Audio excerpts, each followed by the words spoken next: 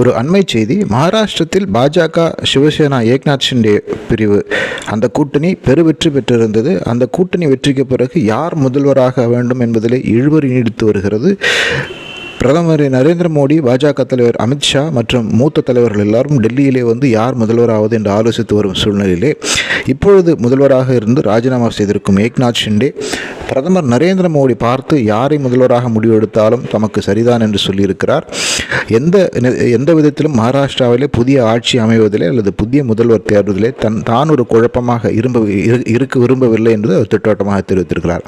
இதையடுத்து அநேகமாக தேவேந்திர ஃபட்னவிஸ் மீண்டும் முதலமைச்சராக கூடும் என்றும் ஏக்நாத் ஷிண்டே மத்திய அமைச்சரவையில் இடம்பெற கூடும் என்றும் ஏக்நாத் ஷிண்டே தேர்ந்தெடுக்கும் நபர் துணை முதல்வராக கூடும் என்றும் தகவல்கள் தெரிவிக்கின்றன.